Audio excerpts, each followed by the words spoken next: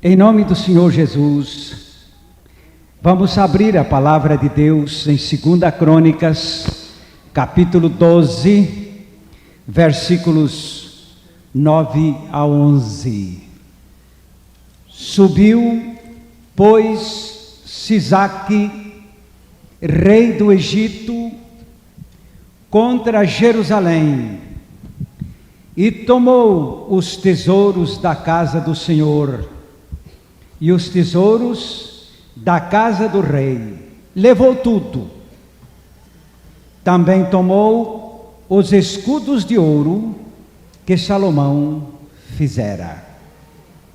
E fez o rei Reoboão, em lugar deles, escudos de cobre, e os entregou na mão dos capitães da guarda que guardavam a porta da casa do rei.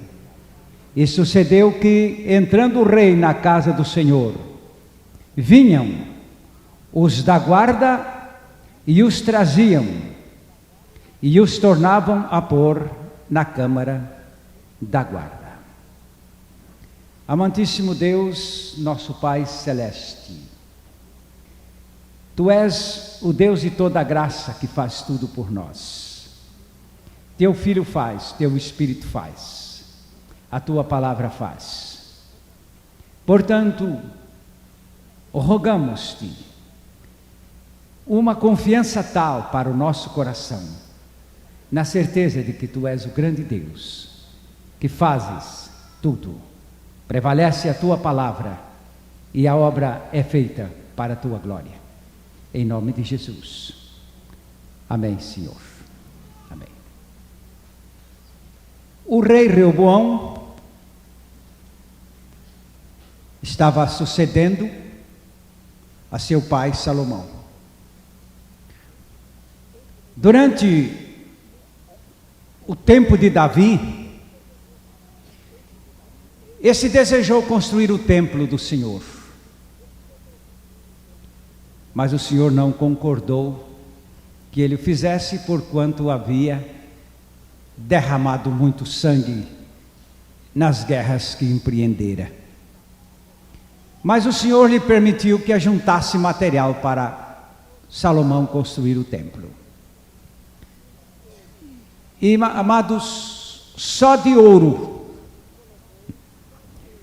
Davi colocou à disposição do seu filho Salomão mais de 50 toneladas de ouro. 100.000 e mais 103.000 talentos de ouro. Um talento contém 49 quilos. Salomão fez aquela grande obra e aquela caríssima obra, e fez escudos de ouro maciço. O escudo é uma arma de defesa em frente aos golpes de espada, ao lançamento de lanças, ou mesmo ao lançar dardos. O escudo é esse aparador que defende o soldado. Mas também escudo representa o brasão da nobreza. O escudo leva ali um desenho em relevo, enfim, artístico, e ele representa um símbolo nobre. Hoje nós temos o escudo que representa símbolos pátrios. Quando o rei tinha que subir a rampa do palácio, estou falando de Brasília, do Alvorada. Então, ao lado direito e esquerdo, a fileira de soldados da guarda do palácio exibiam os escudos de ouro, e o rei entrava para o serviço do palácio. Mas quem não cobiçava o material que se achava ali empregado naquele templo e naquela casa real? Sisaque, o rei do Egito, entendeu de combater contra Jerusalém com a finalidade de tomar aquelas riquezas. Nada disto aconteceria se o rei Reubão tivesse sido fiel ao Senhor. Porque no texto que lemos, nós encontramos o contexto anterior, dizendo no verso 1 que Roboão deixou a lei do Senhor. E o texto mais adiante declara, no verso 5, Deus reclamando, Deus apontando para este rei o seu grande erro, dizendo: você e todo o povo me deixaram. Vocês apostataram. Vocês saíram daquele princípio que seria a vossa segurança, o vosso sucesso, o vosso tudo. E agora, por se falar em escudo, nós entendemos a palavra de Deus apontando Deus como escudo. No capítulo 15 de Gênesis, versículo 1, pela primeira vez, Deus mesmo se apresenta a Abraão dizendo: eu sou o teu escudo. Depois destes acontecimentos, veio a palavra do Senhor a Abrão, numa visão, e disse: não temas, Abrão, eu sou o teu escudo, e teu galardão será sobremodo grande. Em Deuteronômio 33, versículo 29, ele continua sendo apresentado como nosso escudo. Feliz és tu, ó Israel! Quem é como tu? Povo salvo pelo Senhor, escudo que te socorre, espada que te dá alteza. Assim, os teus inimigos te serão sujeitos, e tu pisarás sobre os teus altos. 2 Samuel 22, 31, continua a palavra apontando Deus como escudo daqueles que nele confiam. O caminho de Deus é perfeito, a palavra do Senhor é provada, ele é escudo para todos os que nele se refugiam. E nesta lista de Deus como nosso escudo apresentado pela palavra de Deus, encontramos ainda em 18:30 do Salmo: ele é o escudo para todos aqueles que nele confiam. O caminho de Deus é perfeito, a palavra do Senhor é provada, ele é escudo para todos os que nele se refugiam.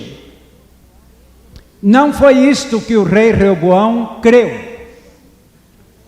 Deus é o escudo daqueles que o creem, daqueles que confiam nele. Porém, Reoboão não confiou no Senhor. E a palavra de Deus nos mostra que isto foi um desastre nacional. Porque onde cai o líder, cai o povo. Ninguém espere que um líder vá para a esquerda e o povo para a direita. Que um líder vá para baixo e o povo continue firme. Não, senhores. o que acabei de ler agora mesmo aqui, nesse verso 1, ele deixou a lei do Senhor e com ele todo Israel. Mas há uma confissão na palavra de Deus, tomando-o como nosso escudo. No Salmo 7:10, encontramos esta declaração magnífica: o Senhor é o meu escudo. Deus é o meu escudo, Ele salva os retos de coração. E o Salmo 84, o versículo 9, continua apontando a confissão. Nós tivemos uma série apontando que Ele é o nosso escudo, mas agora a confissão daqueles que creem isto: Tu és o meu escudo, Tu és o nosso escudo. Olha, ó Deus, escudo nosso, e contempla o rosto do Teu ungido. Que coisa maravilhosa. Mas nós temos aqui o grande desastre, como dissemos: deixaram a lei do Senhor e deixaram o Senhor. É sintomático. Quando o rei Sisaque carregou os escudos de ouro do templo e da casa real, o rei Reoboão achou que poderia substituir o ouro por bronze. E sabe o que mais? É a mesma coisa. Você já notou que o cobre bem polido, ele parece muito bem com o ouro. E conforme o tipo de cobre, ele pode até luzir mais do que o ouro. Mas é falso. Eu sei que o rei Reoboão passaria por aquela fileira, ou aquelas fileiras de escudos de latão, tão inchado, como no tempo em que passava pelas fileiras de escudos de ouro. Eu sei que hoje há muita gente que continua achando que é a mesma coisa. É a mesma coisa. Tudo é religião. Tudo é o bem. Tudo fala em Deus. Mas isto que se parece com a verdade, você sabe o que é o seu nome real? É a mentira. Isto que se parece com o certo é o falso. Tudo que segue a guisa do real é enganoso. Eu sei que qualquer pessoa poderia ler e inclusive dizer: vem aí a história dos louvores. Cadê o Beto? Esses louvores, glória a Deus, sabe? Eram latão, era ouro, agora pusemos de cobre, glória a Deus, glória a Deus. Parece que nós estamos satisfeitos. A coisa já está lá no brejo, e a gente está pensando que vai tudo bem. Em Jeremias capítulo 48, verso 10, eu tenho uma versão que apontarei depois que os irmãos lerem, Jeremias 48, 10. Maldito aquele que fizer a obra do Senhor relaxadamente, e maldito aquele que retém a sua espada do sangue. Gostei da expressão: maldito aquele que fizer a obra do Senhor relaxadamente. Era ouro, era ouro. E agora? Agora vamos pôr cobre. Vamos pôr bronze. Vamos relaxar. Vamos inferiorizar. Primeiro é o reino de Deus, mas nós vamos colocá-lo em segundo ou terceiro, no conceito de que Deus acabará aceitando esta diminuição. Maldito é aquele que fizer a obra do Senhor negligentemente. Maldito é aquele que queira dedicar ao Senhor qualquer coisa em lugar do sublime. E isto aconteceu e acontece a cada passo. E a palavra nos mostra que onde fracassa o líder, aí fracassa o povo. Mas a coisa mais triste que aconteceu nesse reino e em todo o tempo é que deixaram a palavra do Senhor. Deixaram a lei do Senhor. Todo mundo tem Bíblia, mas nem todos leem Bíblia. Porém, muitos leem Bíblia, mas nem todos entendem Bíblia. E daí para frente, nós vamos acabar com muito poucos fiéis à palavra de Deus.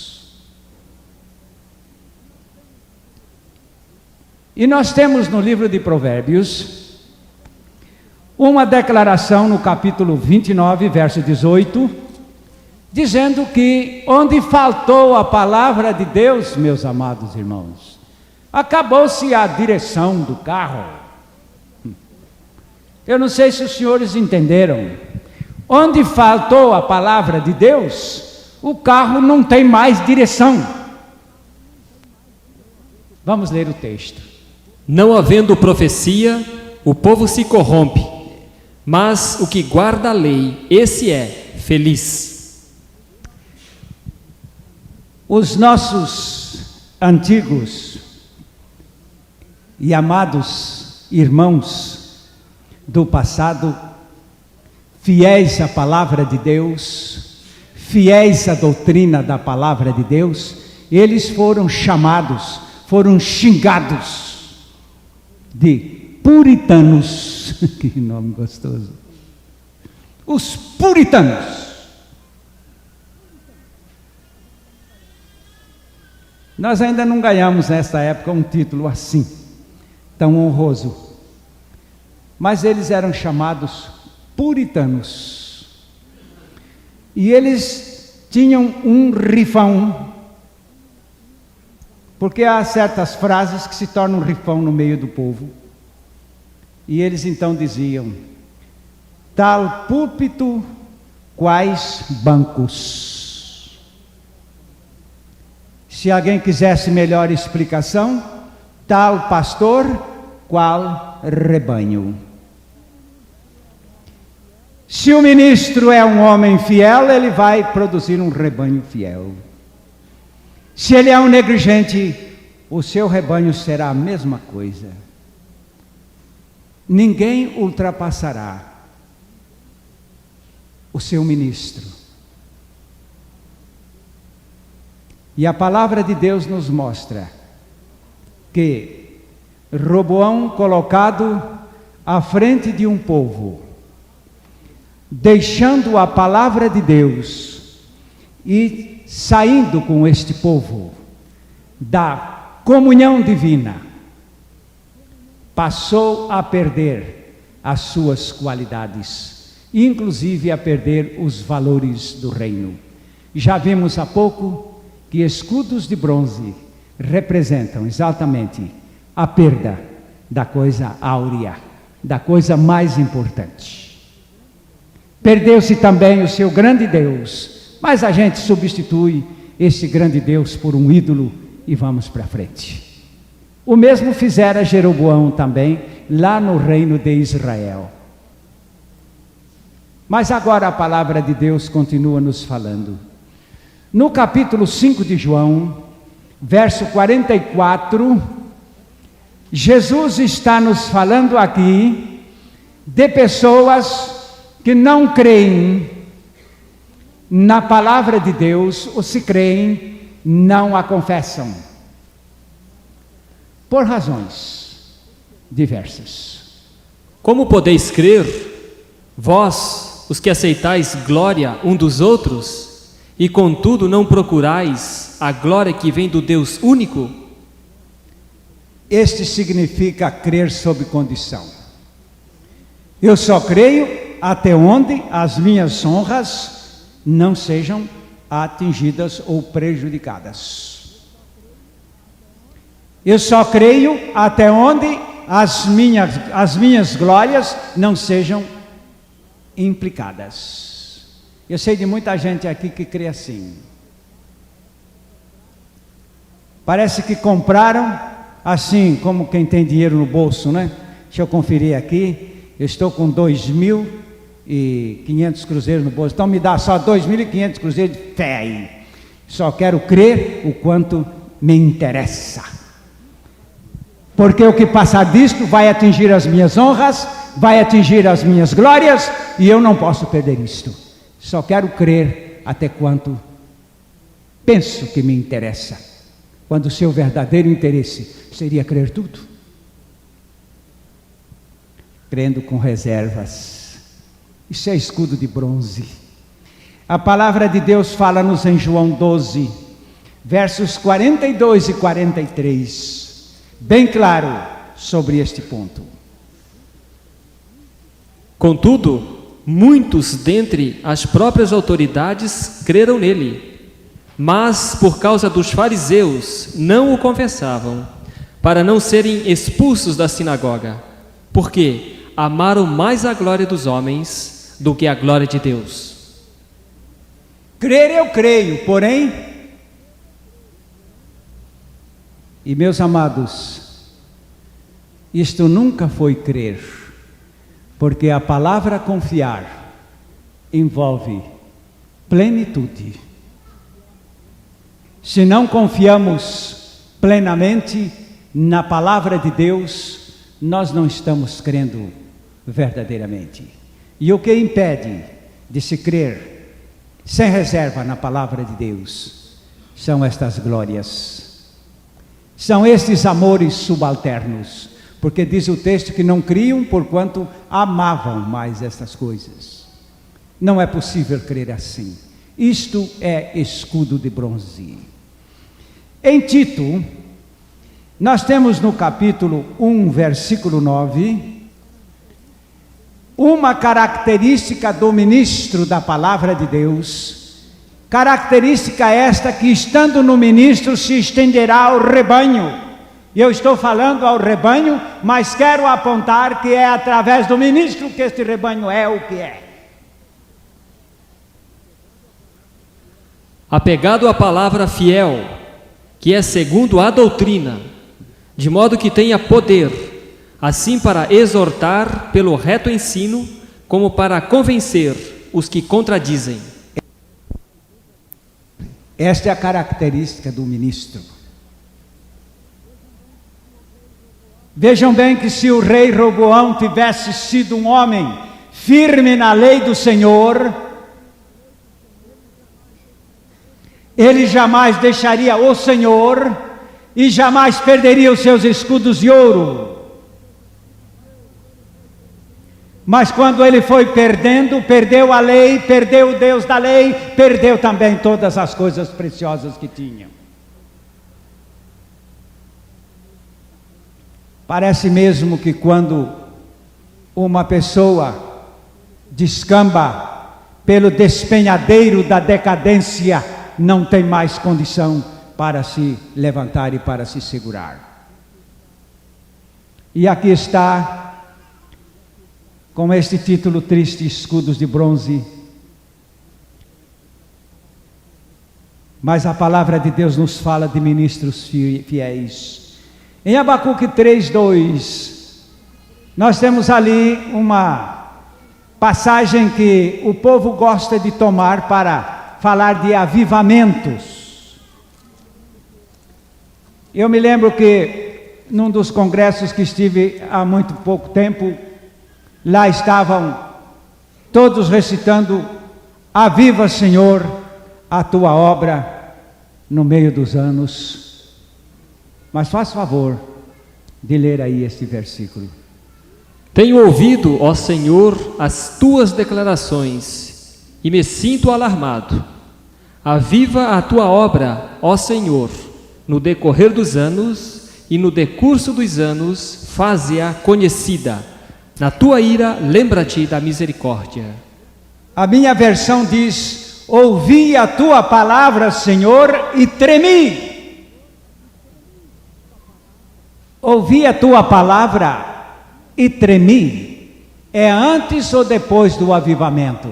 Ali está dizendo: aviva, Senhor, a tua obra. Quando é que vem o aviva a tua obra? Antes da palavra ou depois da palavra? É bom verificar ali no seu texto, porque se invertermos a ordem, ficamos outra vez atrapalhados. Se nós não soubermos, nós vamos fazer confusão. Primeiro é o tremer ou temer. Como é que disse na sua versão? Tenho ouvido, ó Senhor, as tuas declarações e me sinto alarmado. Alarmado diante da palavra. É uma boa expressão. Alarmar, temer, tremer, angustiar-se.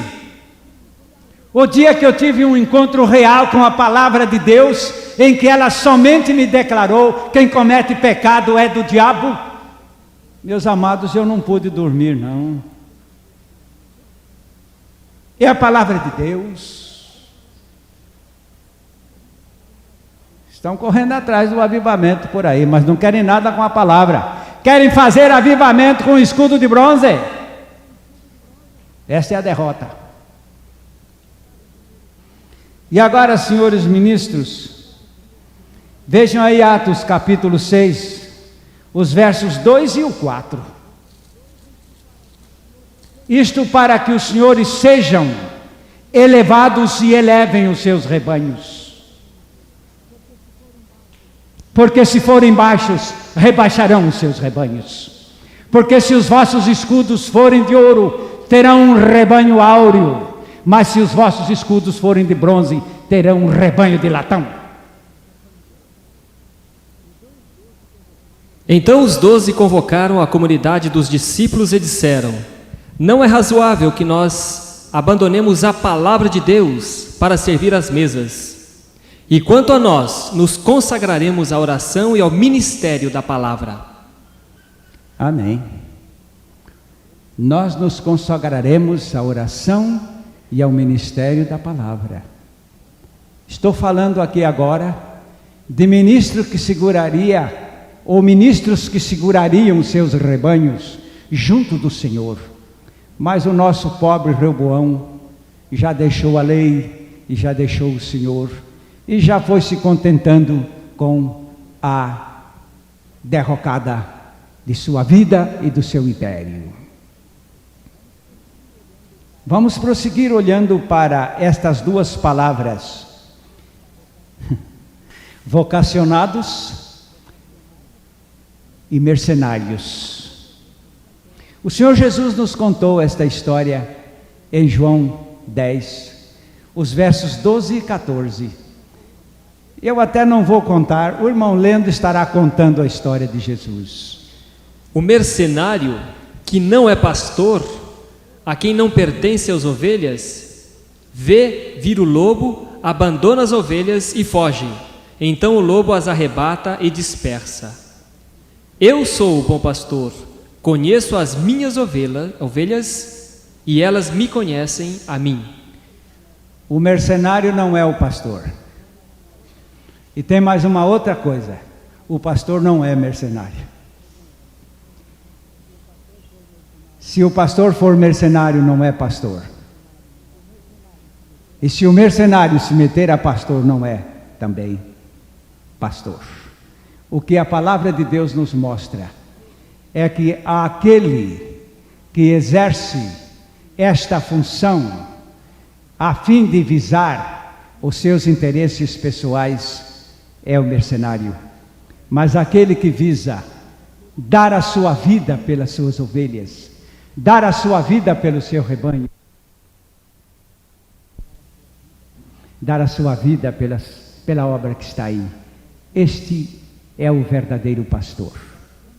Mas agora vamos falar deste mesmo lado da palavra de Deus, em Oséias capítulo 4, versículo 6, vem a palavra de Deus nos mostrando que Deus se queixa dos que estão à frente, dos líderes, dos ministros, dos guias, porque eles são culpados da queda do rebanho, da queda da nação, da derrocada nacional.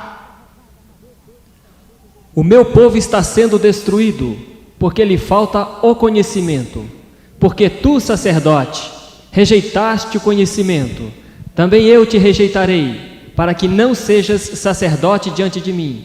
Visto que te esqueceste da lei do teu Deus, também eu me esquecerei de teus filhos. O sacerdote é o homem que está na obrigação de instruir o povo. Este sacerdote tem que trazer a doutrina ao povo, tem que trazer a palavra ao povo. E o texto está declarando Deus reclamando, Deus acusando, Deus responsabilizando o ministério, os ministros que estão aí exercendo uma coisa terrível, chamada sacerdócio. E se estes não instruem o povo perece, mas eles têm que pagar por isso. Eu estou falando de Rehoboão, que guiou o seu povo para fora da lei e para fora do Senhor, e agora resolve adotar princípios subalternos de ouro para bronze. E a palavra continua falando-nos aqui, neste ponto maravilhoso, em 1 Coríntios capítulo 11, verso 22, esse texto nos mostra de um lamentável desprezo à igreja de Deus. Não tendes porventura casas onde comer e beber? Ou menosprezais a igreja de Deus e envergonhais os que nada têm? Que vos direi? Louvar-vos-ei? Nisto certamente não vos louvo. Realmente não é louvável desprezar a igreja de Deus.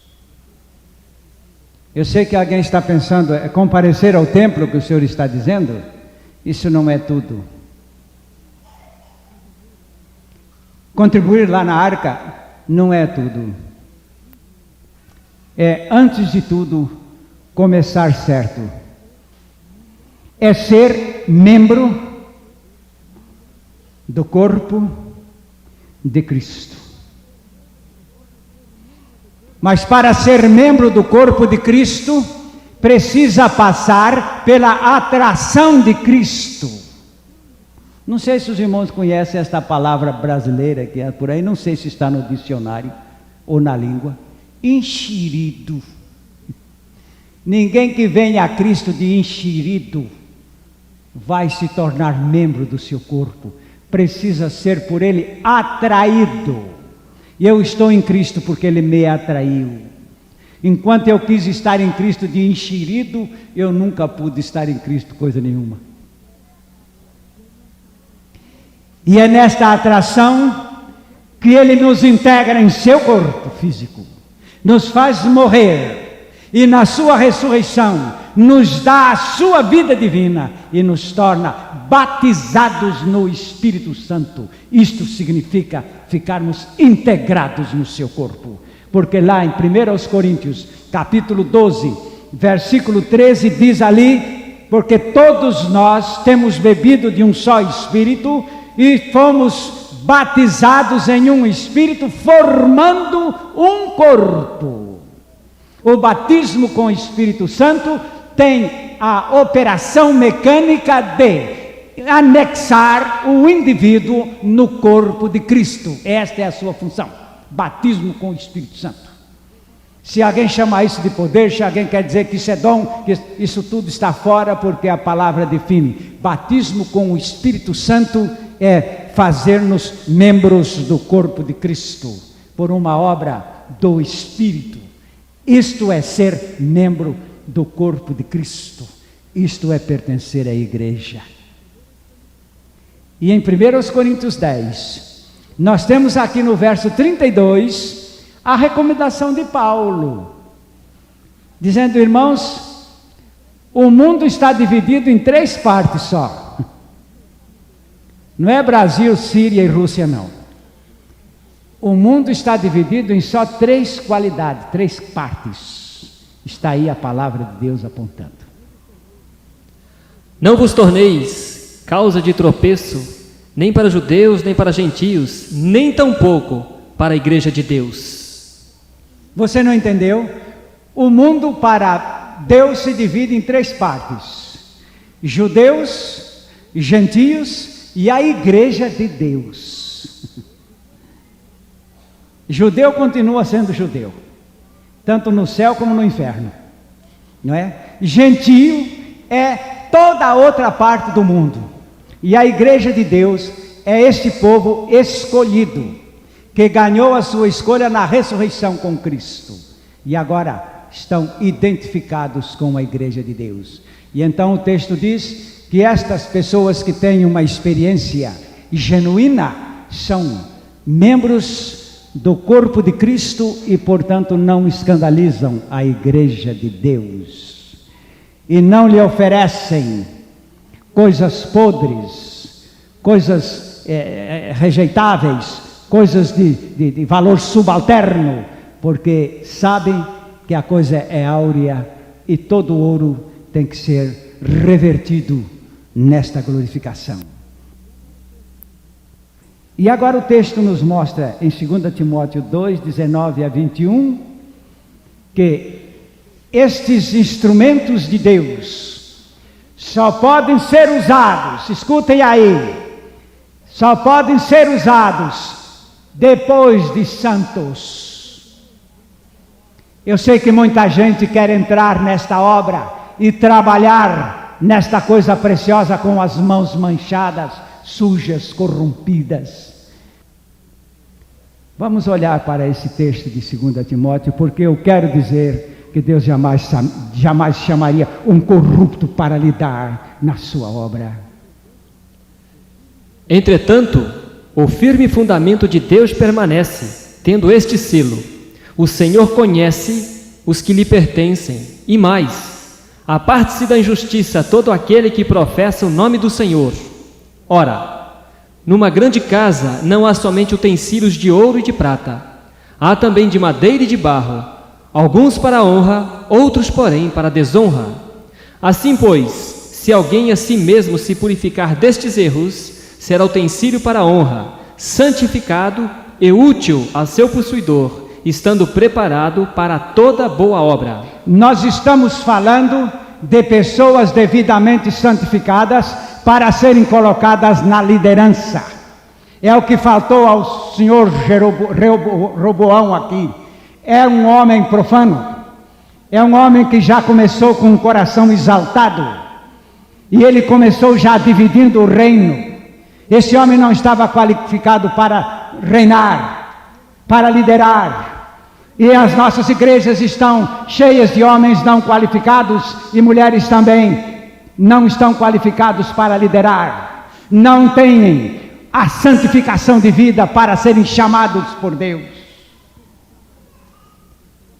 Eu quero chamar a sua atenção para isto. Quantas e quantas vezes pessoas me procuram dizendo: eu fracassei. Pois não, meu irmão, eu tenho muita simpatia com as pessoas que fracassam. O irmão, por favor, abra o seu coração, vamos orar, vamos pensar numa restauração, vale a pena. Mas eu fracassei porque a esposa que eu tenho, não é? Ela é que é a culpada dos meus fracassos. Então deve continuar mesmo nos seus fracassos. Não.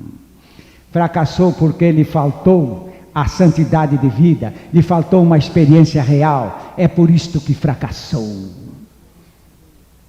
Eu me lembro de um outro que veio me dizendo: fracassei porque o missionário líder aqui do campo não me deu o devido apoio. Não é o missionário nada, ele não tem culpa nenhuma disso. Eu me lembro de um outro cidadão que chegou para mim e disse: eu tenho fracassado no meu ministério porque nós temos dado amparo ao meu pai, e eu tenho discutido muito com o meu pai, e isso tem me trazido fracasso ao meu ministério. Eu disse: meu irmão, isto é uma das coisas nobres que você está fazendo, honrando seu pai e dando-lhe amparo. Ele não é o empecilho do seu ministério.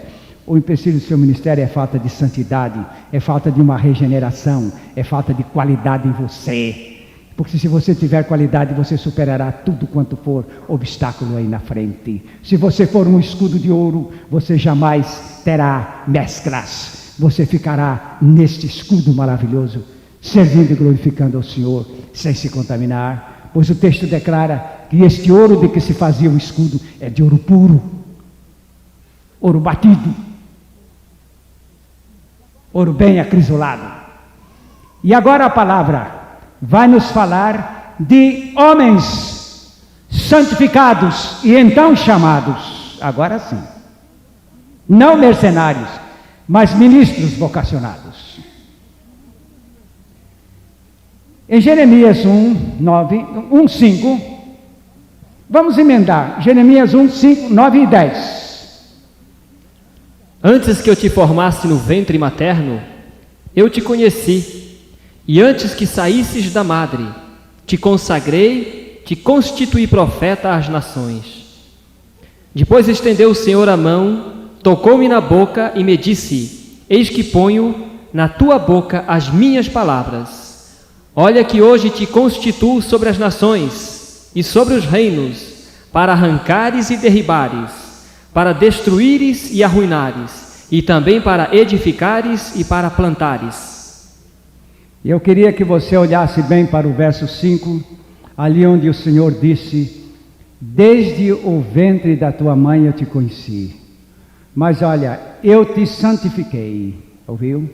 E coloquei a minha palavra na tua boca, agora eu te dei ministério. Mas se ele fosse um corrupto, um depravado, um orgulhoso, um soberbo, um rebelde, Deus jamais lhe daria a confiança de carregar esta palavra poderosa, com aquele tremendo ministério de Jeremias, de arrancar, de demolir, de destruir, para edificar e construir. Tem que ser homem escolhido. E meus amados, hoje a gente ouve muito desta história, sabe? Eu me sinto chamado para o ministério. Qual cinto, meu irmão? O cinto do sentimento ou o cinto que segura a sua calça? Porque nenhum desses dois cintos vão resolver o seu caso. Não se sente chamado pelo ministério. Se ouve o chamado para o ministério. Vê aqui que o Senhor falou a Jeremias. A gente é chamado pela palavra de Deus. Isaac, venha cá. Por que você veio aqui? Me chamou. Por que o Senhor me chamou? Assim. Muito obrigado. É assim, é chamando é que se chama. E você não vai encontrar nenhuma pessoa por circunstância se fazendo ministro real. Não, senhor.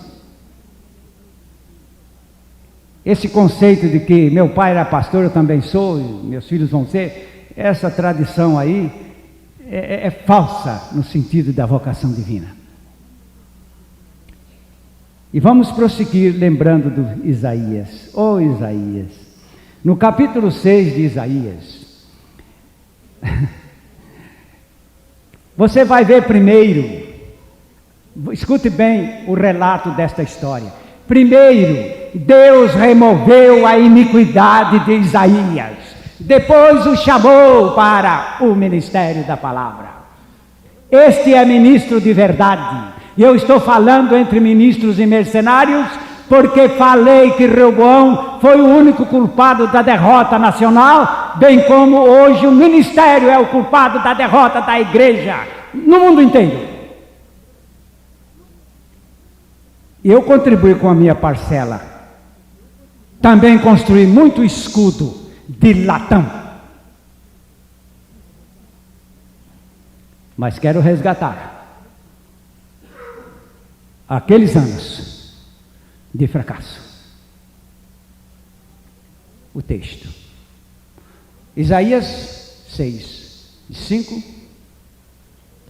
Então disse eu, ai de mim, estou perdido, porque sou homem de lábios impuros, habito no meio de um povo de impuros lábios, e os meus olhos viram o Rei, o Senhor dos Exércitos. Siga, até o 8. Então um dos serafins voou para mim, trazendo na mão uma brasa viva, que tirara do altar com uma tenaz. Com a brasa tocou a minha boca e disse, eis que ela tocou os teus lábios, a tua iniquidade foi tirada e perdoado o teu pecado.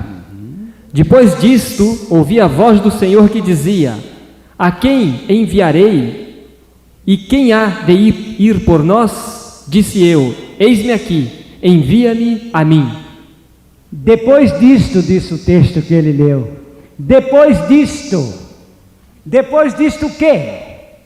Diz lá o verso anterior, da purificação de sua iniquidade.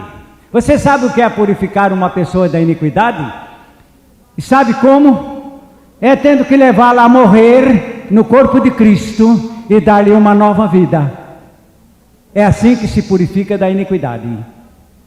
É assim. Agora sim, Senhor, que me purificasse da iniquidade, eis-me aqui, envia-me a mim, porque o Senhor já o havia chamado. Agora eu vou concluir, mas ainda tenho que falar com os senhores sobre a palavra doutrina. Por que doutrina? Porque também na área de doutrina nós temos escudo de ouro e escudos de latão. Mas eu não vou ser longo. Por isto o apóstolo Paulo chegou mesmo a chamar a atenção dos irmãos para o seguinte: irmãos, não é apenas mais doutrina que nós temos que considerar, é a sã doutrina. Porque doutrina corrompida, doutrina anêmica, doutrina pesteada, nós temos muito por aí. Agora, nós temos que pensar em doutrina sã. Enquanto será lido o texto de 2 Timóteo 3,10, os irmãos vão ficar em pé por um instante. Tu, porém, tens seguido de perto o meu ensino, procedimento, propósito, fé, longanimidade, amor, perseverança. Esta mesma verdade aparece na igreja primitiva em Atos 2,42. Vamos prestar atenção neste ponto. Em que a igreja primitiva se firmava. E perseveravam na doutrina dos apóstolos, e na comunhão, no partir do pão e nas orações. Estas doutrinas dos apóstolos eram os escudos de ouro. Meus amados, o escudo é muito atacado. Os irmãos vão, não sei se vão, mas se forem nesses campos de competições esportivas, a polícia anda lá com aquele escudo. Agora eu até gostei do sistema moderno de escudo. É um escudo assim, que suporta pancada e ao mesmo tempo é transparente. A gente põe o escudo na frente e a gente tem um para-brisa também. Um visor. Mas aquele de ouro é opaco, não dá para ver do outro lado. Mas a doutrina, meu amado, da igreja primitiva é escudo de ouro. Agora depois vem aí os doutrinadores com escudo de latão, de bronze, de tranqueira. Os irmãos podem sentar, muito obrigado. Já dá para ficar mais 1 hora, mas não vão ficar esse tempo, eu garanto que não. Estou falando agora de escudo de bronze. São essas doutrinas que surgem aí, das lucubrações, das pretensões egoísticas, e sei lá mais de quê, do orgulho humano. Daí Paulo teve que recuar a coisa para a palavra sã doutrina, meus irmãos. Os doutrinadores estão aí e agora temos que levar essas doutrinas aos médicos para saberem se elas estão sãs ou doentias. A ver se esta água contém cólera ou não. Parece cristalina, mas os vírus não aparecem às vistas comuns. Cuidado, mas os ministros têm que sustentar esta sã doutrina. Em 1 Timóteo, capítulo 1, versículos 3 e 10. Quando eu estava de viagem rumo da Macedônia, te roguei, permanecesses ainda em Éfeso, para admoestares a certas pessoas, a fim de que não ensinem outra doutrina. Impuros, sodomitas, raptores de homens, mentirosos, perjuros, e para tudo quanto se opõe à sã doutrina. É sim. Esta sã doutrina, diz aí o texto, ela é o toque. No capítulo 6 desse mesmo livro, versículos 3 a 5, Paulo continua apontando esta sã doutrina e ainda chamando-nos atenção para um ponto muito importante aqui. Se alguém ensina outra doutrina e não concorda com as sãs palavras de nosso Senhor Jesus Cristo e com o ensino segundo a piedade, é enfatuado, nada entende, mas tem mania por questões e contendas de palavras de que nascem inveja, provocando difamações, suspeitas malignas, altercações sem fim, por homens cuja mente é pervertida e privados da verdade, supondo que a piedade é fonte de lucro. Agora aqui vimos que ênfase está sendo dada nesta questão de escudos de ouro, insubstituíveis. O senhor Jeroboão achou que podia substituí-los e que isto seria a mesma coisa. Mas a sã doutrina tem que subsistir.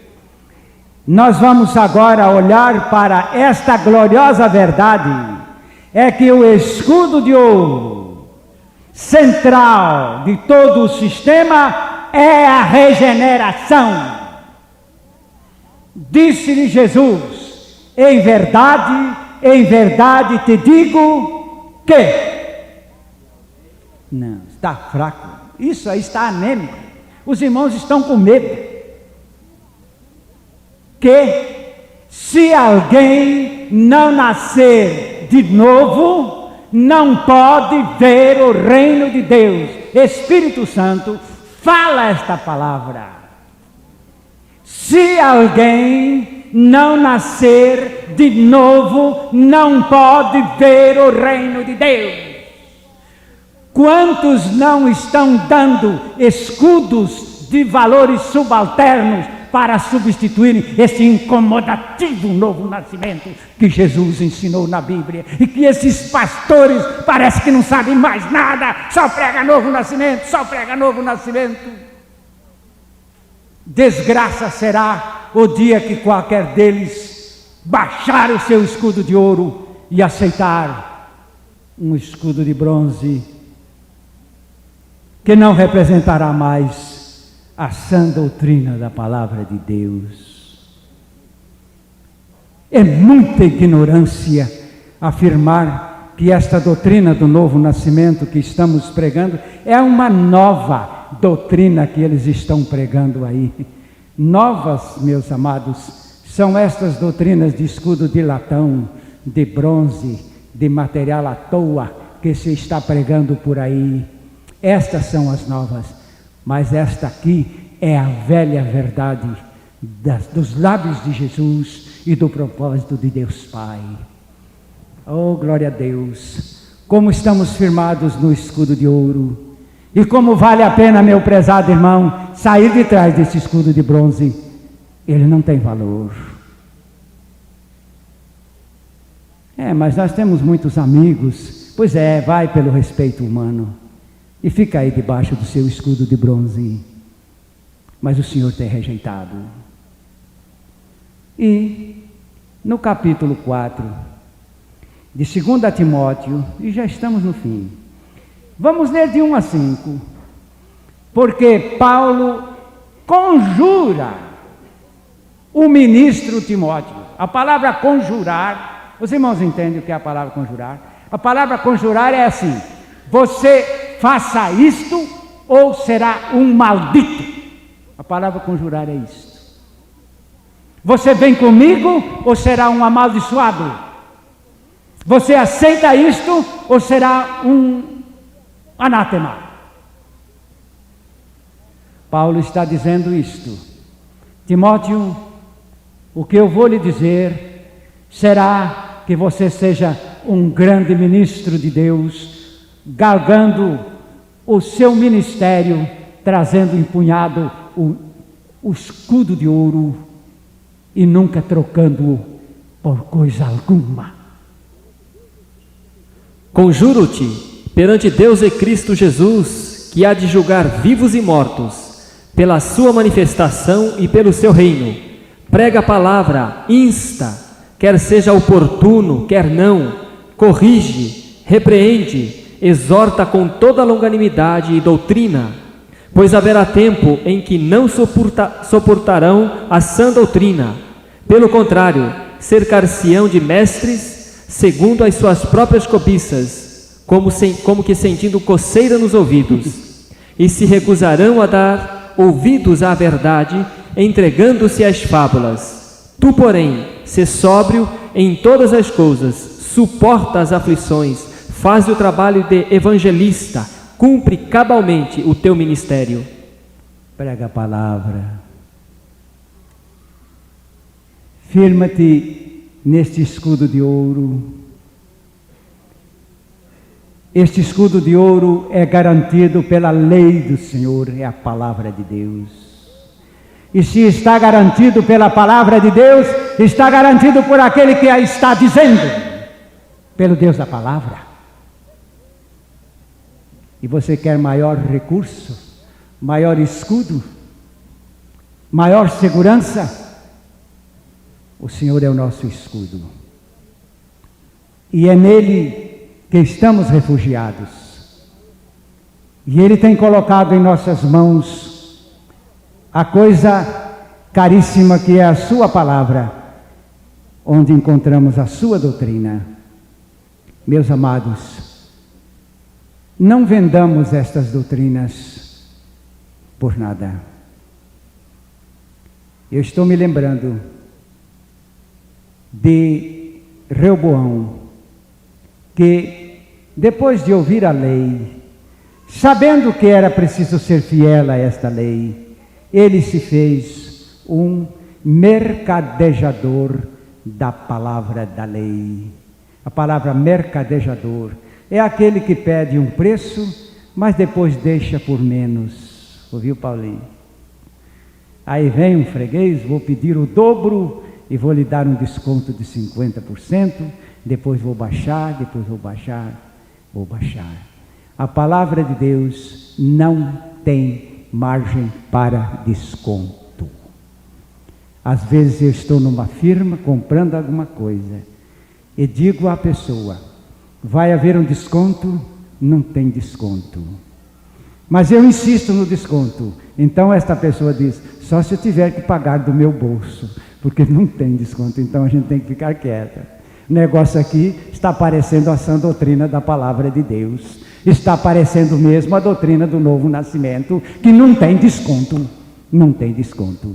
É escudo de ouro, escudo de ouro. Deus nos livre dos escudos de bronze. Em nome de Jesus. Amém. Amém. A mensagem que você acabou de assistir faz parte do Ministério de Comunicação Palavra da Cruz. Temos um grande acervo de estudos bíblicos em áudio e vídeo. Distribuímos também gratuitamente o jornal mensal Palavra da Cruz. Entre em contato conosco pelo fone 0 operadora 43 3372 8900 ou pelo e-mail livraria@piblondrina.com.br. Visite-nos pelo site www.livrariapiblondrina.com.br ou acesse www.piblondrina.com.br. Graça e paz.